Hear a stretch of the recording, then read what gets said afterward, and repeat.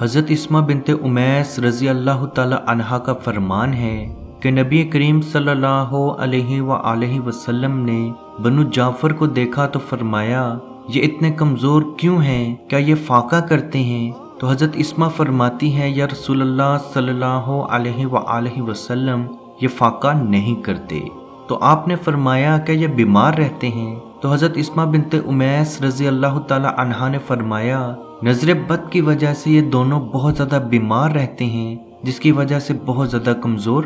ہو چکے ہیں۔ اس پہ نبی کریم صلی اللہ علیہ وآلہ وسلم نے فرمایا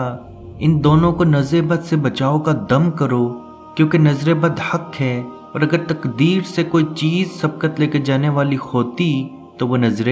بد ہوتی۔ حضرت ام سلمہ رضی اللہ تعالی عنہا سے مروی ہے کہ نبی کریم صلی اللہ علیہ وآلہ وسلم نے ان کے گھر میں ایک بچی کو دیکھا جس کے چہرے پہ سیاہ رنگ کے نشان آ چکے تھے۔ نبی کریم صلی اللہ علیہ وآلہ وسلم نے فرمایا اس بچی پہ نظر بد کا دم کرو، کیونکہ اس بچی پہ نظر بد کا اثر ہے۔ عزیز دوستو، روایت میں آتا ہے کہ اس بچی کے اوپر کسی بھی انسان کی نظر بد کا اثر نہیں تھا، بلکہ جناتی نظر بد کا اثر تھا۔ یاد رکھیں عزیز دوستو، ان روایات سے یہ چیز صاف صاف ظاہر ہے کہ نظر بد کی وجہ سے بچے کمزور اور بیمار ہو سکتے ہیں، اور نظر بد کی وجہ سے کوئی خوبصورت بچہ یا بچی بدصورت ہو سکتے ہیں۔ اسی لیے نبی کریم صلی اللہ علیہ وآلہ وسلم نے فرمایا اللہ کی قضاء و تقدیر کے بعد سب سے زیادہ اموات میری امت میں نظر بد کی وجہ سے ہوں گی۔ لوگ نظر بد کو بعض اوقات بہت زیادہ مذاق میں لے جاتے ہیں کہ ہمارے بچوں کو ہی نظر بد کیوں لگتی ہے، فلاں کا بچہ ہے۔ جو بچے ٹی وی پہ آتے ہیں، انگریزوں کے بچے تو ہر تصویر میں ہوتے ہیں، انگریزوں کے بچے تو بہت زیادہ خوبصورت ہوتے ہیں، تو ان کو نظر بد کیوں نہیں لگتی، یا ان ٹی وی سٹارز کے بچوں کو نظر بد کیوں نہیں لگتی، اور اسی طرح سے مذاق میں اس چیز کو ٹال دیتے ہیں۔ یاد رکھیں بیماری حق ہے، اسی طرح سے نظر بد بھی حق ہے۔ اب کیسے معلوم ہوگا کہ آپ کے بچے پہ نظر بد کی وجہ سے بیماری ہے یا کوئی میڈیکلی بیماری ہے؟ تو یاد رکھیں جب بھی بچے کی رپورٹ کلیئر ہو، ڈاکٹر کی نظر میں آپ کا بچہ بالکل ٹھیک ہو، یا ڈاکٹر کی دوائی دینے کے باوجود بھی آپ کا بچہ ٹھیک نہ ہو رہا ہو، تو آپ یہ عمل ضرور کریں، انشاءاللہ اللہ پاک کے حکم سے آپ کے بچے کو شفا ضرور ملے گی۔ نبی کریم صلی اللہ علیہ وآلہ وسلم اپنے دونوں نواسے حضرت امام حسن رضی اللہ تعالی عنہ اور حضرت امام حسین رضی اللہ تعالی عنہ کو ان کلمات کے ساتھ نظر بد کا دم کیا کرتے تھے، اعوذ بکلمات اللہ التامۃ من کل شیطان و حامۃ من کل عین اللہ لامہ۔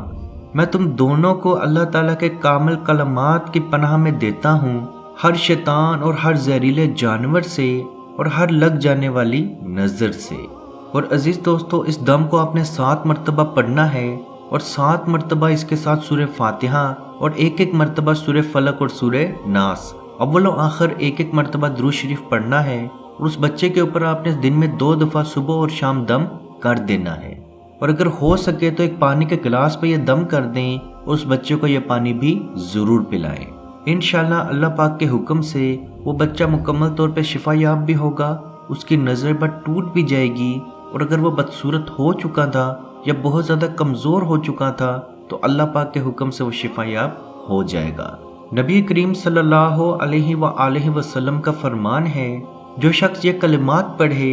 لا الہ الا اللہ وحدہ لا شریک لہ لہ الملک ولہ الحمد وہو علی کل شیء قدیر سبحان اللہ والحمد للہ ولا الہ الا اللہ واللہ اکبر ولا حول ولا قوۃ الا باللہ العلی العظیم رب اغفر لی۔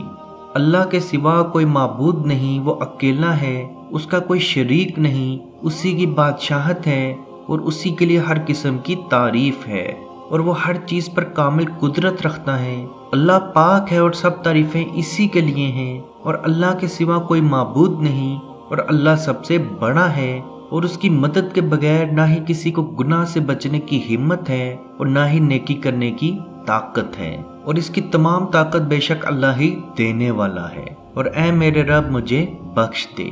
رات کو سوتے ہوئے کسی بھی انسان کی آنکھ کھلے اور یہ کلمات پڑھ لے، اس کے بعد وہ جو بھی دعا مانگے گا اللہ پاک کے ہاں وہ قبول ضرور ہوگی۔ یعنی کہ رات سوتے ہوئے آپ کی آنکھ کھلے اور آپ یہ کلمات پڑھیں، اس کے بعد آپ جو بھی دعا مانگیں گے اللہ پاک کے حکم سے وہ دعا قبول ہوگی۔ نبی کریم صلی اللہ علیہ وآلہ وسلم کا فرمان ہے اس کی دعا قبول ہوگی، اور اگر وہ نماز پڑھے گا تو وہ اس کی نماز بھی قبول ہوگی۔ عزیز دوستو، میرے وہ بہن بھائی جو گلہ کرتے ہیں کہ ہماری دعائیں قبول نہیں ہوتی، تو وہ یہ عمل ضرور کریں، انشاءاللہ اللہ پاک کے حکم سے ان کی تمام جائز دعائیں قبول ہوں گی۔ اللہ پاک سے دعا ہے کہ ہم سب کو اپنے حفظ و ایمان میں رکھے اور کشمیر کے بھائیوں پہ خصوصی رحم فرمائے اور ان کو آزادی کی نعمت عطا فرمائے، آمین۔ اللہ حافظ۔ یا رسول اللہ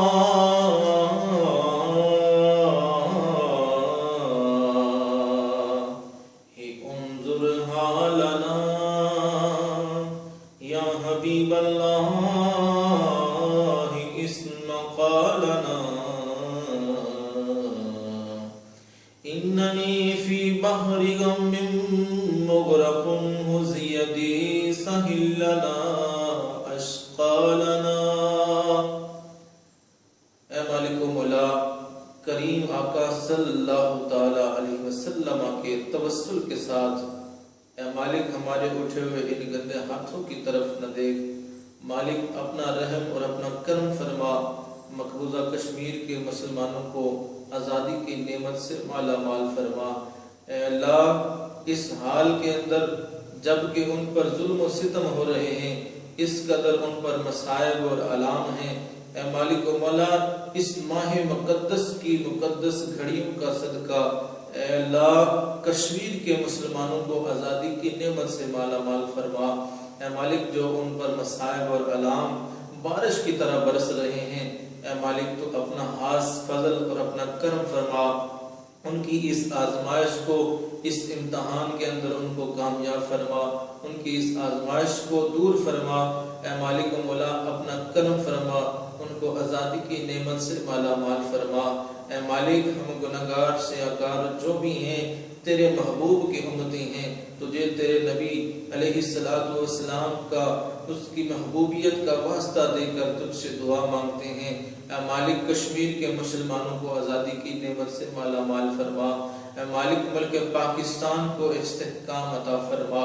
ملک پاکستان کی سرحدوں کی خیر فرما، ملک پاکستان کی سرحدوں پر پہرا دینے والے